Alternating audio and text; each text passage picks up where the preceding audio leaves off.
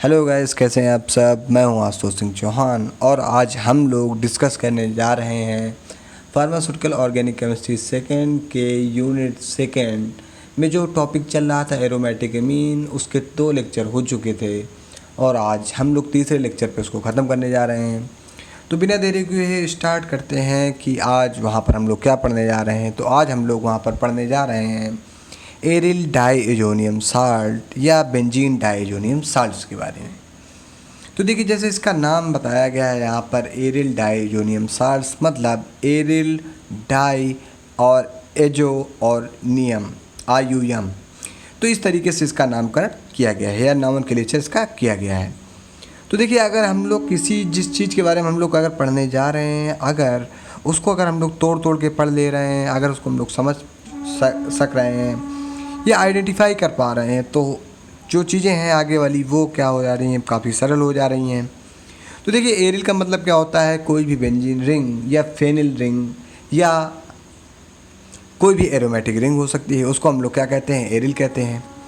Die मतलब होता है 2 और एजो मतलब होता है नाइट्रोजन, और आईयूएम जो लास्ट में लगा हुआ है यहाँ पर, उसका मतलब होता है वो जो इंडिकेट करता है वो कहता है क्या कि कैटायनिक नेचर होगा वहाँ पर। मतलब अगर बात करें तो यहाँ पर RN2 प्लस कुछ इस प्रकार से ये जो स्ट्रक्चर है वो आ रहा है।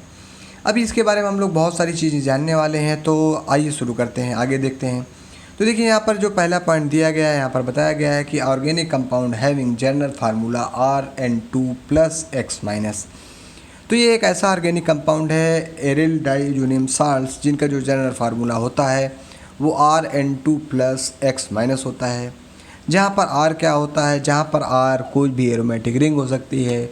जनरली हम लोग जो यहाँ पर पढ़ रहे हैं अपने सिलेबस पे, वहाँ पर बेंजीन रिंग ली गई है, तो हम लोग यहाँ पर बेंजीन रिंग को मान लेते हैं। N2 मतलब होता है नाइट्रोजन, और ये जो X है ये क्या है, यह ऑर्गेनिक एनायन हो सकता है या इनऑर्गेनिक एनायन हो सकता है। तो यहाँ पर कुछ एग्जांपल दिए गए हैं इनऑर्गेनिक एनायंस के। तो इनऑर्गेनिक एनायन पे हम लोग या तो क्लोरीन ले सकते हैं या BF4 ले सकते हैं। तो ये जो चीज़ें थीं ये किसके बारे में थी, ये एरियल डाईएजोनियम साल्ट्स क्या हैं उनके बारे में थी। अब हम लोग ये सारी चीज़ें क्यों जाने हैं कि एरियल डाईएजोनियम साल्ट्स क्या हैं, क्योंकि अब हम लोगों को पढ़ना है बेंजीन डाईएजोनियम साल्ट्स के बारे में या बेंजीन डाईएजोनियम क्लोराइड के बारे में अब हम लोगों को पढ़ना है। तो देखिए, यहाँ पर कुछ और अदर एग्जांपल्स दिए गए हैं, जैसे यहाँ पर C6H5N2 प्लस Cl माइनस। देखिए, हम लोगों ने यहाँ R की जगह C6H5 रखा है और X की जगह हम लोगों ने यहाँ पर Cl रख दिया है। उसी प्रकार आप लोग देख सकते हैं यहाँ पर नेक्स्ट एग्जांपल जो हम लोगों ने लिया है C6H5N2 प्लस और HSO4 माइनस। कुछ इस प्रकार से इसके एग्जांपल रख दिए गए हैं। अगर हम लोग इसके नेचर की बात करें तो जो डाईएजोनियम साल्ट होता है, अगर उनके नेचर की बात करें तो आयनिक इन नेचर होते हैं। जब आयनिक इन नेचर होंगे दोस्तों तो क्या होगा, जब आयनिक नेचर होंगे देखो नमक कैसा होता है, आयनिक इन नेचर। तो कैसा होता है, कहाँ पर आयंस लिबरेट होते हैं, आयंस कहाँ पर होते हैं, ज़्यादातर वाटर एक्वस कंडीशन पे होते हैं। तो यही सीधी बात आ जाएगी क्या कि ये क्या है, कैसा है, वाटर सॉल्युबल कंपोनेंट है, और ये क्या है, इंटरमीडिएट कंपाउंड है। इंटरमीडिएट कंपाउंड का क्या मतलब है, ये कंपाउंड दोस्तों ऐसा है कि जब अगर हम लोगों ने कोई रिएक्शन शुरू की तो एक क्या होता है, इंटरमीडिएट कंपाउंड आता है, चूँकि क्या होता है, अनस्टेबल होता है, और वह जैसे ही फॉर्म होता है तुरंत किसी दूसरे सब्सटेंस के साथ या दूसरे सबस्ट्रेट के साथ रिएक्ट करके क्या बनाता है, एक न्यू परफेक्ट कंपाउंड बना देता है। तो इस प्रकार कंपाउंड को इंटरमीडिएट कंपाउंड कहते हैं। अब ये वाटर सॉल्युबल तो है ही है, इसके अलावा ये क्या है, इसकी जो फिजिकल प्रॉपर्टीज आ रही हैं वो कैसी हैं, कलरलेस एंड क्रिस्टलाइन सॉलिड है। अगर इसके बाद हम यहाँ पर बात करें, जो यहाँ पर नोट दिया गया है, तो नोट पे बताया गया है कि aryl diazonium salts are essential intermediates prepared in cold aqueous solution 0 to 5 degree Celsius and reacted with nucleophilic with loss of nitrogen. मतलब यहाँ पर बताया गया है कि जो एरिल डाईएजोनियम साल्ट्स हैं वो क्या हैं, वो एसेंशियल इंटरमीडिएट्स हैं। मतलब एरिल डाईएजोनियम साल्ट्स क्या हैं, हमने पहले ही बताया था कि वो इंटरमीडिएट्स हैं, और वो कैसे प्रिपेयर किए जाते हैं, कोल्ड एक्वस सोल्यूशन, मतलब 0 से 10 डिग्री सेल्सियस जब हम लोग वहाँ पर टेम्परेचर लेंगे, यानी कोल्ड एक्वस सोल्यूशन, मतलब जब हम लोग कोई एक्वस सोल्यूशन है उसको क्या कर देंगे, कोल्ड कर देंगे, उसके द्वारा जब वहाँ पर रिएक्शन होंगी उस टेम्परेचर पर या उस ठंडक पर, या जो वो टेम्परेचर दिया गया है जो बहुत ही कम टेम्परेचर है, तो वहाँ पर जो न्यूक्लियोफाइल अटैक करेगा, जिसके कारण क्या होगा दोस्तों, लॉस ऑफ नाइट्रोजन होगा, यानी लॉस ऑफ नाइट्रोजन, ये बहुत इंपॉर्टेंट चीज़ है। तो जो लॉस ऑफ नाइट्रोजन होने वाला है वो किस प्रकार से होने वाला है, वो N2 गैस के फॉर्म में यहाँ पर होने वाला है। तो अभी वो सारी चीज़ें हम लोग रिएक्शन में जानने वाले हैं। फिर यहाँ पर जो एक पॉइंट दिया गया है कि बताया गया है यहाँ पर benzene diazonium fluoroborate is water insoluble and stable at room temperature. तो बेंजीन का जो डाइएजोनियम फ्लोरोबोरेट है वो कैसा है, वाटर में इनसॉल्युबल है, मगर वो कैसा है, रूम टेम्परेचर पर स्टेबल है। मगर जो बाकी सारे एरिल डाइएजोनियम साल्ट्स थे वो क्या थे, वो रूम टेम्परेचर पर अनस्टेबल थे, वो लो टेम्परेचर पे क्या थे, स्टेबल थे, और वार्म करने पर वो क्या कर रहे थे, वो वाटर में सॉल्वर हो रहे थे। तो ये सारी चीज़ें अभी हम लोगों को जाननी थी कि जो ये एरिल डाइएजोनियम साल्ट्स था उसके बारे में हम लोगों ने यहाँ पर कुछ चीज़ें जो हैं वो जानी हैं। अब देखो हम लोगों के जो टॉपिक में है या जो सिलेबस में है वो क्या है, बेंजीन डाइएजोनियम क्लोराइड के बारे में है। तो हम लोग यहाँ पर उसकी प्रिपरेशन पढ़ने वाले हैं। प्रिपरेशन का मतलब क्या होता है दोस्तों, प्रिपरेशन का मतलब होता है बनाना। तो अब हम लोग किसी चीज़ को कैसे बना रहे हैं, तो वो कौन सी चीज़ है जिसको हम लोग बना रहे हैं, तो वो चीज़ है बेंजीन डाइएजोनियम क्लोराइड। तो यहाँ पर लिखा हुआ है कि जो बेंजीन डाइएजोनियम क्लोराइड है प्रिपरेशन पर, कि प्रिपेयर्ड बाय डाइएजोटिएशन, मतलब इसको हम लोग क्या कहते हैं, जो मेथड है, मतलब वहाँ पर दो नाइट्रोजन का अटैचमेंट हो जाएगा और वहाँ पर क्या हो जाएगा, वहाँ पर जो ये बेंजीन डाइएजोनियम क्लोराइड है वो फॉर्मेशन हो जाएगा। तो अभी उसके बारे में हम लोग यहाँ पर जानने वाले हैं।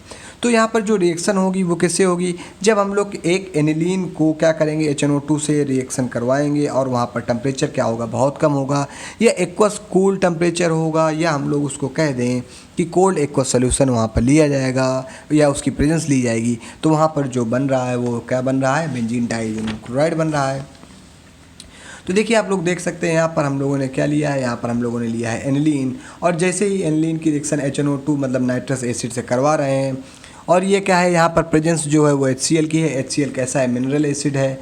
तो जब यहाँ पर 0 डिग्री सेल्सियस टेम्परेचर ले रहे हैं तो ये देखो बेंजीन डाइएजोनियम क्लोराइड, देखो ये बेंजीन है ना, तो ये बेंजीन हो गई, और डाई मतलब 2 हो गया, एन मतलब एजो, तो बेंजीन डाइएजो और पॉजिटिव चार्ज है तो IUM, और Cl माइनस है तो क्लोराइड आयन हो जाएगा, तो बेंजीन डाइएजोनियम क्लोराइड। तो इस प्रकार से कुछ ये चीज़ें आ रही हैं।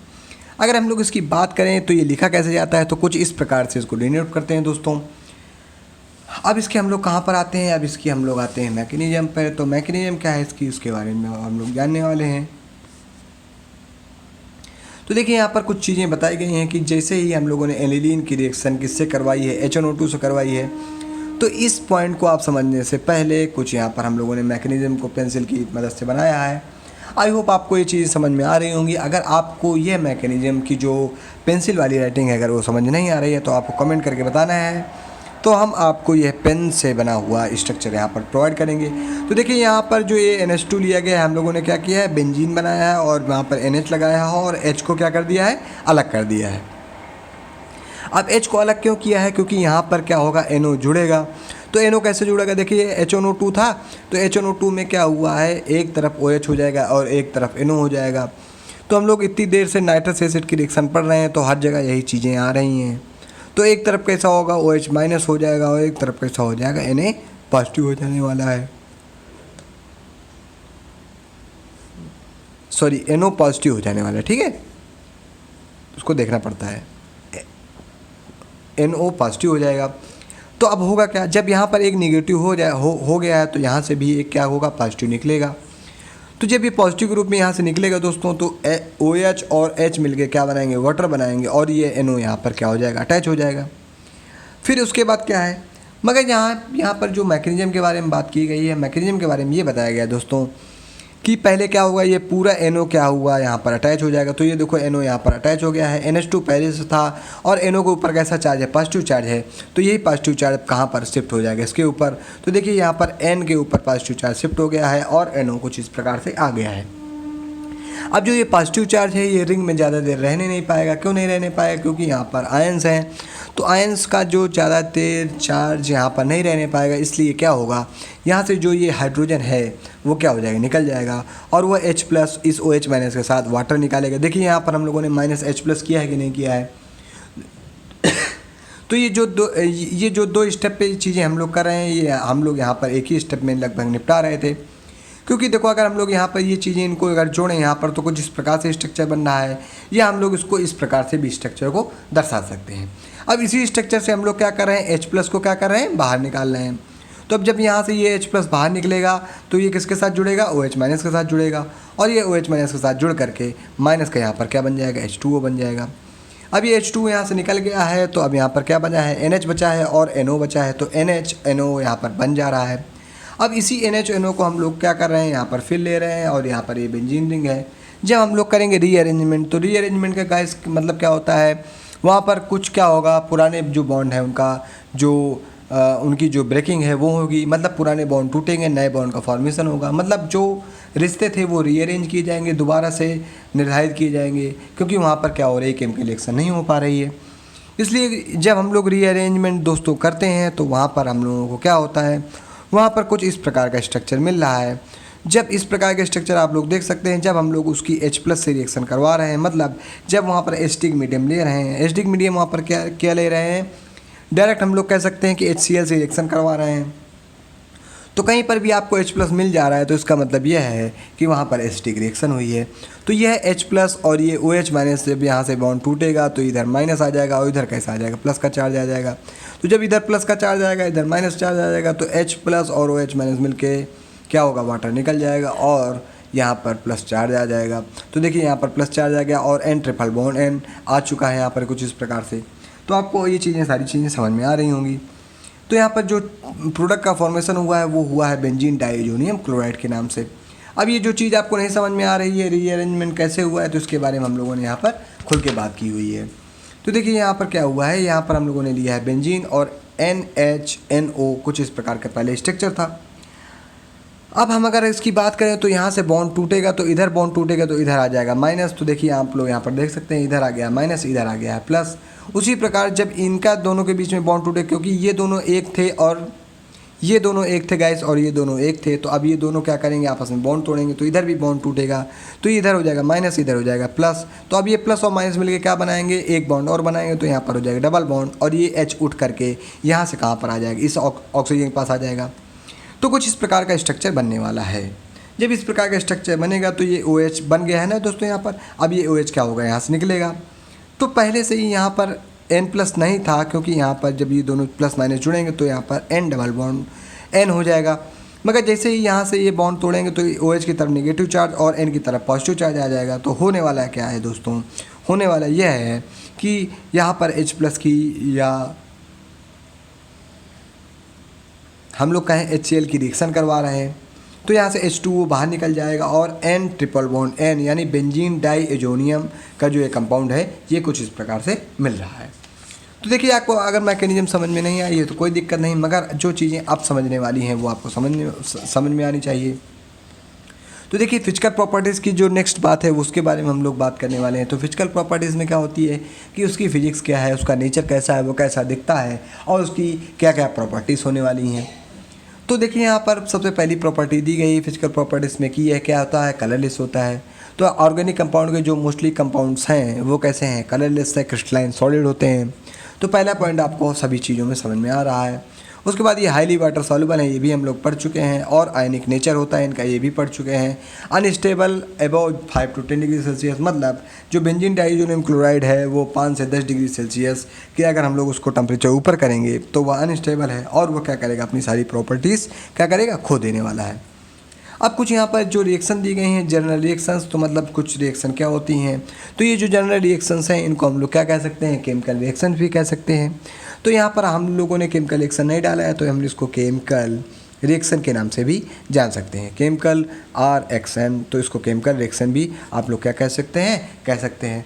तो जो केमिकल रिएक्शन है दोस्तों वो दो प्रकार की होती हैं, एक होती है सब्स्टिट्यूशन रिएक्शन और एक होती है कपलिंग रिएक्शन।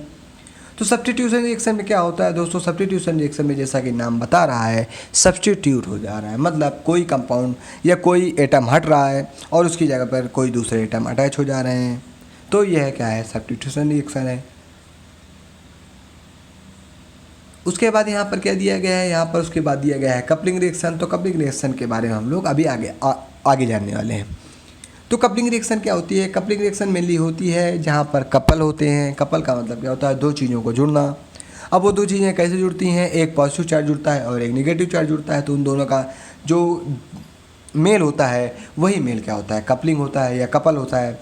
तो इस प्रकार की जो रिएक्शन होती हैं वो कपलिंग रिएक्शन होती हैं। तो अभी उनके बारे में हम लोग जानते हैं। पहले हम लोग सब्स्टिट्यूशन रिएक्शन के बारे में जानते हैं।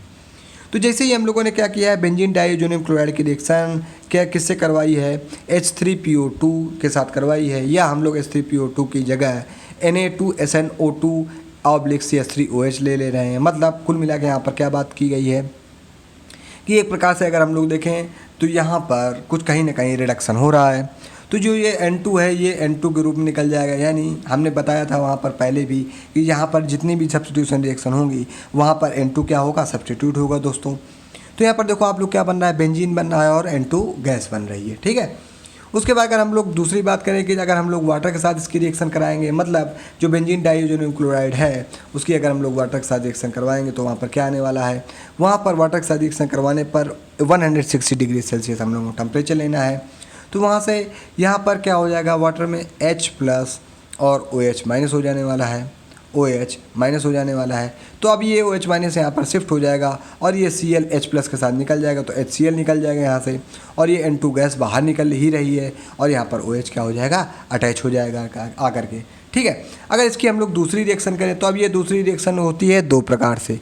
कौन कौन से प्रकार से होती है? प्रोडक्ट एक ही बनता है मगर ये दो प्रकार से रिएक्शन होती है। जो पहली सबसे चर्चित रिएक्शन है जिसको नेम रिएक्शन में भी पूछा जाता है कभी कभी 2 नंबर पे, वो है सैंड मेयर रिएक्शन। तो सैंड मेयर रिएक्शन में क्या होता है? CuCl ले लेते हैं हम लोग, यानी कॉपर क्लोराइड ले लेते हैं और वहाँ पर HCl की प्रेजेंस ले लेते हैं। तो वहाँ पर क्या होता है? क्लोरोबेंजीन बन जा रहा है। अगर हम लोग इस HCl की जगह HBr का यूज़ करेंगे तो यहाँ पर ब्रोमोबेंजीन बन जाएगा और nitrogen gas electrophilic substitution reaction में निकल ही रही है तो नाइट्रोजन गैस निकल जाएगी। तो कुछ इस प्रकार से यहाँ पर स्ट्रक्चर बन जाएगा। तो अगर हम लोगों ने कहीं पर CuCl लिया है और उसके ऑब्लिक में HCl या HBr लिया है तो इस प्रकार की रिएक्शन को हम लोग क्या कहते हैं? सैंड मेयर रिएक्शन कहते हैं। अब सेम प्रोडक्ट एक और बनने वाला है मगर हम लोग वहाँ पर क्या कर रहे हैं? वहाँ पर हम लोग जो ये चीज़ें लिए हुए हैं इनका हम लोग चेंज कर रहे हैं। तो देखिए यहाँ पर जो दूसरी रिएक्शन है बेंजीन डाइज़ोनियम क्लोराइड की, वहाँ पर हम लोगों ने क्या किया है कि कॉपर पाउडर जो लिया है उसकी जब हम लोग HCl की प्रेजेंस में रिएक्शन करवा रहे हैं तो वहाँ पर भी क्या बन रहा है? क्लोरोबेंजीन बन रहा है। और ये जो रिएक्शन है ये कैसी रिएक्शन है? ये गॉटरमैन रिएक्शन के नाम से जानी जाती है। तो ये भी कभी ना कभी पेपर में शॉर्ट में क्वेश्चन में पूछ ली जाती है। उसके बाद अगर जैसे ही हम लोग पोटेशियम आयोडाइड के साथ रिएक्शन करवाएंगे तो वहाँ पर क्या होगा? वहाँ पर KCl बाहर हो जाने वाला है और वहाँ पर N2 गैस भी बाहर हो जाएगी, तो बचा आयोडीन। तो आयोडीन यहाँ पर क्या हो जाएगा? सब्स्टिट्यूट हो जाएगा। तो आयोडोबेंजीन यहाँ पर दोस्तों बन रही है। अगर हम लोग बेंजीन डाइज़ोनियम क्लोराइड की रिएक्शन डायरेक्ट किससे करवा रहे हैं? बेंजीन डाइज़ोनियम क्लोराइड की रिएक्शन डायरेक्ट हम लोग बेंजीन से करवा रहे हैं और वहाँ पर जो प्रेजेंस है वो NaOH की ले रहे हैं, यानी उपस्थिति जो है वो NaOH की ले रहे हैं। तो वहाँ पर क्या बन रहा है? वहाँ पर देखिए दो बेंजीन के रिंग आपस में जुड़ जा रही हैं। तो यही जो रिएक्शन है ये बहुत इंपॉर्टेंट रिएक्शन है। ये भी रिएक्शन बहुत इंपॉर्टेंट रिएक्शन है कि reaction of benzene diazonium chloride with benzene. तो यहाँ पर देख रहे हैं आप लोग दो बेंजीन जुड़ गई हैं और N2 गैस बाहर निकली है और HCl बाहर निकल गया है। तो कुछ इस प्रकार से थी सब्स्टिट्यूशन रिएक्शन। यहाँ पर 6-7 प्रकार दिए गए हैं, तो आपको उनमें 3 से 4 प्रकार याद देख लेना है, क्योंकि क्या होता है हालांकि ये कभी क्वेश्चन पूछा नहीं गया है मगर एग्जामिनर के मन की बात है, कभी भी क्वेश्चन पूछा जा सकता है 7 नंबर में। अगर 7 नंबर में पूछा जाएगा तो आपको ये नंबर काफ़ी अच्छे मार्क्स गेन करवाने वाला है। अब बात आती है कपलिंग रिएक्शन की। तो कपलिंग रिएक्शन क्या होती हैं? These are ESR। तो ये जो कपलिंग रिएक्शन होती हैं वो कैसी होती हैं? इलेक्ट्रोफिलिक सब्स्टिट्यूशन रिएक्शन होती हैं। यहाँ पर क्या होता है? यहाँ पर होता यह है कि यहाँ पर जो सब्स्टिट्यूट हैं वो सब्स्टिट्यूशन होगा वहाँ पर उनका, और जो इलेक्ट्रोफाइल है वो अटैच हो जाएगा और वहाँ पर जो फॉर्मेशन है कंपाउंड का वो होने वाला है। तो देखिए यहाँ पर हम लोगों ने बेंजीन डाइज़ोनियम क्लोराइड लिया है और यहाँ पर ये बेंजीन है इतनी, और ये जो Z है ये कोई सब्स्टिट्यूट यहाँ पर ऐड है। तो जैसे ही हम लोग उसकी रिएक्शन कराएंगे तो यहाँ पर क्या हो जाएगा? यहाँ पर HCl बाहर निकल जाएगा, और जब ये HCl इस प्रकार से बाहर निकल जाएगा तो जो यहाँ पर N+ बन गया है, क्योंकि यहाँ पर Cl- है तो यहाँ पर N+ हो जाएगा। और यहाँ पर अगर हम लोग देखें तो जो बॉन्ड है वो अंदर की ओर टूटेगा तो ये H+ हो जाएगा। तो इस जगह क्या हो जाएगा? H- हो जाएगा। गैस यहाँ पर ये H- होगा यहाँ पर इस जगह पर, ठीक है।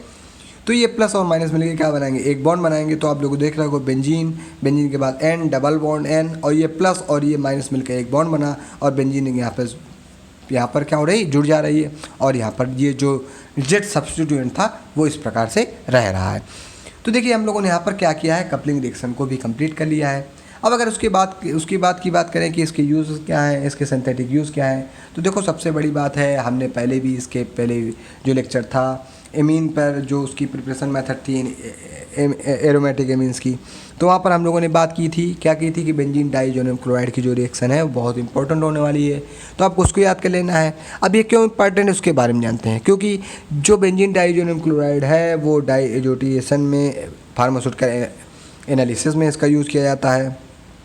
उसके बाद हम लोग कहाँ इसका यूज़ करते हैं, इसका यूज़ हम लोग डाई बनाने में करते हैं, और बहुत सारे जो कंपाउंड्स हैं जैसे यहाँ पर मेटाब्रोमोफिनॉल है या मेटाब्रोमोटोल्यूइन है, इन सब सारे कंपाउंड के प्रिकर्सर के रूप में करते हैं या प्रिपरेशन के रूप में करते हैं, और also for preparing some important hydrogen substitute arenes. मतलब बहुत सारे कंपाउंड यार, देखो यहाँ पर खुद इतने सारे कंपाउंड दिए गए हैं कि आप लोग बेंजीन बना सकते हो, आप लोग फिनॉल बना सकते हो। देखो यहाँ पर दिया गया ना, आप लोग बेंजीन बना सकते हो, इससे फिनॉल बना सकते हो, क्लोरोबेंजीन बना सकते हो, आयोडोबेंजीन बना सकते हो, फ्लोरोबेंजीन बना सकते हो, डाईफेनिल बना सकते हो, और यहाँ पर साइनोबेंजीन भी बना सकते हो। तो मतलब और कार्बोक्सिलिक एसिड के मतलब वो एरोमेटिक एसिड बना सकते हो, एरोमेटिक एमीन बना सकते हो, मतलब कई सारी चीज़ें हैं जो इस तरीके से बना सकते हैं। तो आई होप आपको ये लेक्चर समझ में आया होगा दोस्तों। तो आज से हम लोगों का एरोमेटिक एमीन ख़त्म हो रहा है। हम प्रयास करेंगे आपको एक वीडियो या 2 वीडियो पर एरोमेटिक एसिड ख़त्म कर दें। उसके बाद हम लोग यूनिट 3 पर चलेंगे और हम लोग अपना टॉपिक जो है वो बहुत फास्टली कवर करते जा रहे हैं दोस्तों। बस आपका सपोर्ट नहीं आ रहा है, तो बस सपोर्ट करना है आपको, और अच्छे नंबर लाना है तो सपोर्ट तो करना ही पड़ेगा आपको। तो बहुत बहुत धन्यवाद दोस्तों, हार्दिक आभार आपका, जो आप अपना इतना इम्पोर्टेंट समय है जो कुछ लोग देख रहे हैं लास्ट तक वो दे रहे हैं, तो कहीं ना कहीं उनको कुछ चीज़ें मिलने वाली हैं। तो फिर भी हम उनका हार्दिक आभार व्यक्त करते हैं, क्योंकि आप हमें सपोर्ट कर रहे हैं अभी से, तो इतना सपोर्ट ही हमारे लिए बहुत ही पर्याप्त है। तो बहुत बहुत धन्यवाद। नमस्कार दोस्तों।